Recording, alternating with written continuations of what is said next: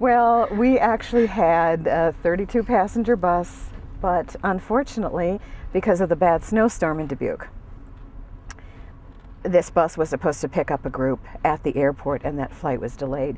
So they called me right after we got out of class and said, would it be okay if we go ahead and take the party bus and the limo? And I said, I think my students will make the sacrifice. Put the men in the limo, put the women with me in the party bus. So I think you had a good time. Of course, I wasn't with you. Jack Wertzberger and I were with the women and a few of the men in the party bus. We didn't have a party.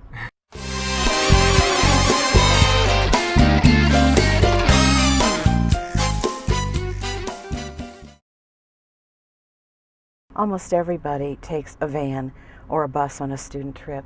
A lot of groups take planes if they have to go a far distance.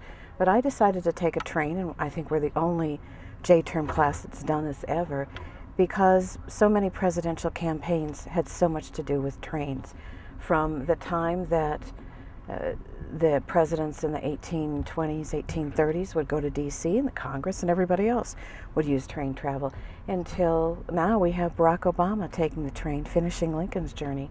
But there was another journey too, and that's when the trains would bring a deceased president from lying in state back to his hometown. Like Lincoln came back after the assassination. He laid in state. He came back to Illinois by train. President Obama actually, we had no idea that President Obama was going to take a train, because this trip was planned back in February. The train tickets were bought for a group in March. So we lucked out there. But I think that President Obama realizes the significance of this journey from Springfield to Washington. Originally, President Lincoln, on his way to D.C., unfortunately, there was an assassination plot against him, and they found out in Philadelphia that his life was being in danger, was put in danger in Baltimore. So what President Obama is doing is he's finishing that journey. So people along the line will be able to cheer the president as they did almost, well, 150, 160 years ago with President Lincoln. And we all know that Barack Obama is obsessed with Abraham Lincoln. But he was a great president, and we're hoping that Barack Obama is a great president too.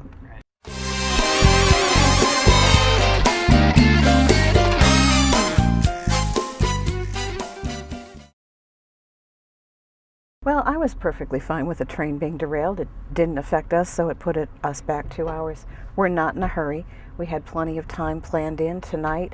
When we get into D.C., it's rather a relaxed night. We don't have any speakers.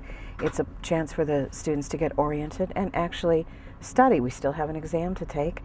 We have speeches to work on. We have an analysis to do with all the activities that we have planned too. It's a good night for people to get sleep. You can see here I'm in a sleeper, and I have a student above me in this tiny little bed. But even that, I don't think that people got good night's rest last night. I know that there were some students sleeping in the observation car. They found out they're a little more comfortable. Then there were many students sleeping in their seats. These chairs recline a little bit. And then there were the fortunate few that had these sleepers.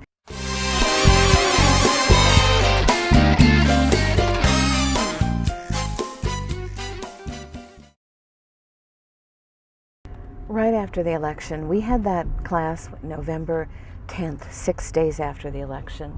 And for those supporters who just 7 days before were standing down at the Grand River Center in Dubuque with me listening to Sarah Palin, they had such high hopes that their candidate, John McCain, would win.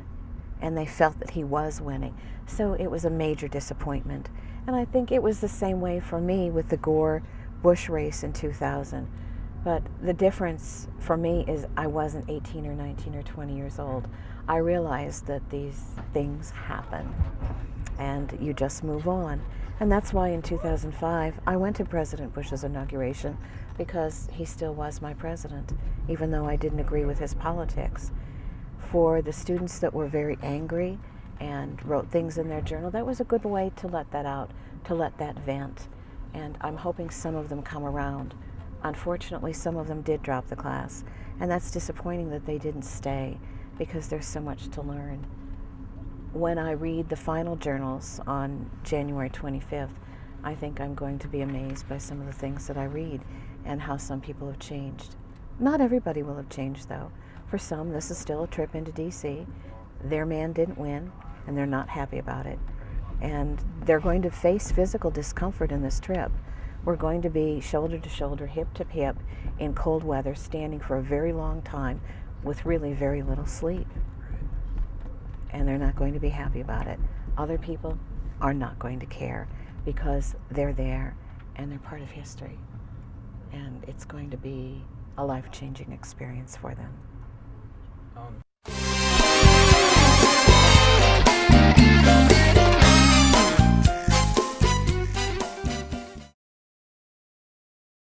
Absolutely, and that's the major reason we're here, and that's President Obama's address, which will be, according to what I've read from the students, about 15 to 20 minutes. According to what I've read in media, about 15 to 20 minutes. So those 20 minutes is what we came for, and to me that's going to be the highlight of the trip. And then the second highlight is at the end, when I read the journals and I see what the students felt and what they've learned. And for me, as a teacher, that will be a defining moment.